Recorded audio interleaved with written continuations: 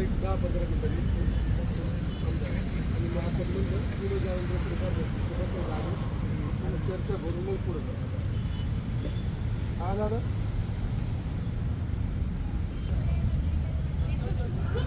रयतेचे राजे आणि शेतकऱ्यांचे कैवारी छत्रपती शिवाजी महाराज यांच्या पावनभूमीमध्ये मागील 6 दिवसांपासून समाजसेवक सुरेश भाऊ वाजगे साहेब यांचं आमरण उपोषण या ठिकाणी सुरू आहे. त्यांची प्रकृती खालावलेली आहे आणि गोरगरीब शेतकऱ्यांच्या हितासाठी ते या ठिकाणी लढत आहे. त्या लढ्याला आम्ही किसान सभेच्या वतीने पूर्ण पाठिंबा देण्यासाठी या ठिकाणी उपस्थित आहे. या ठिकाणी सह्याद्री वाचवा संघर्ष समिती, वेगवेगळे राजकीय पक्ष, वेगवेगळ्या संघटना ह्या लढ्यामध्ये सहभागी झालेल्या आहेत. आणि हा लढा काय आहे मूळचा, तर आदिवासी भागातल्या जमिनी सरकार कुठल्याही पद्धतीने त्या घेऊ पाहत आहे. दणकटशाहीने म्हणा किंवा मनगटशाहीने म्हणा किंवा कायद्याचा धाक दाखवून म्हणा, परंतु ह्या जमिनी चुकीच्या पद्धतीने ताब्यात घेण्याचा एक प्रचंड प्रमाणात प्रयत्न सुरू आहे. आणि याच्या विरोधात सुरेश भाऊंचं हे उपोषण 100% शेतकऱ्यांची बाजू घेऊन ते ज्या पद्धतीने लढत आहेत त्याच्यासोबत आम्ही आहोत. एकच मुद्दा याच्यात आहे, जुन्नर तालुक्याला जे सगळं पर्यावरण लाभलेलं आहे, जो एक सुंदर निसर्ग लाभलेला आहे, त्याचा विध्वंस करू पाहणाऱ्या शक्ती आणि पेसा कायद्याचं उल्लंघन करू पाहणाऱ्या शक्ती, या शक्तीविरोधात हा जुन्नर तालुका छत्रपती शिवरायांची ही भूमी 100% लोकशाही आणि संविधानिक मार्गाने लढणार आहे.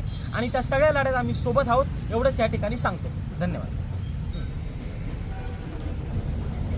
जुन्नरच्या ह्या सगळ्या पश्चिम भागामध्ये अदानीचा प्रकल्प येऊ घातला आहे आणि तिथं पंप स्टोरेज प्रकल्प सुरू होणार आहे. आणि खाजगी पद्धतीने सगळ्या आदिवासी भागातल्या शेतकऱ्यांच्या जमिनी त्या ॲक्वायर करायला लागलेल्या आहे आणि त्याला सरकारसुद्धा सहकार्य करणार आहे. याच्या विरोधात आमची भूमिका आहे. ह्या भागाचं पर्यावरणाचा विध्वंस होऊ नये, शेतकऱ्यांच्या जमिनी घेऊ नयेत आणि अनुसूचित भागातल्या शेतकऱ्यांना याच्या अगोदरच त्यांनी धरणासाठी पण जमिनी दिल्यात.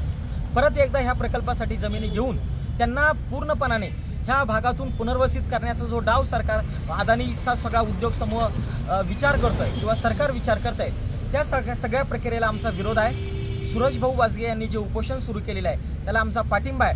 ह्या जुन्नर तालुक्यातील जनता आणि संबंध पुणे जिल्ह्यातला शेतकरी वर्ग ह्या विरोधात निश्चितपणाने मोठ्या प्रमाणात लोकशाही मार्गाने पुढच्या काळात लढा उभा करेल एवढंच या ठिकाणी मी सांगतो.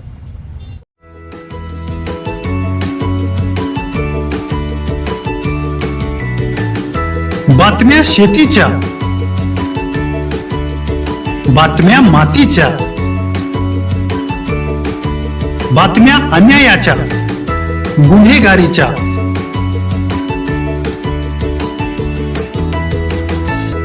राजकारणाच्या आणि समाजकारणाच्या, शोषणाविरुद्ध बुलंद आवाज, जनसामान्यांच्या हुंकाराची गाज, सत्कार्याला प्रोत्साहन, दुष्कृत्याला अनुशासन, निर्भीड, निस्पृह, सडेतोड, बेधडक आणि रोखठोक म्हणजेच विघ्नहर टाइम्स. शोध बातमीचा, ध्यास सत्याचा. आपलं चॅनल, आपली बातमी. सबस्क्राईब तर कराच, पण बेल आयकॉनवर क्लिक करायलाही विसरू नका.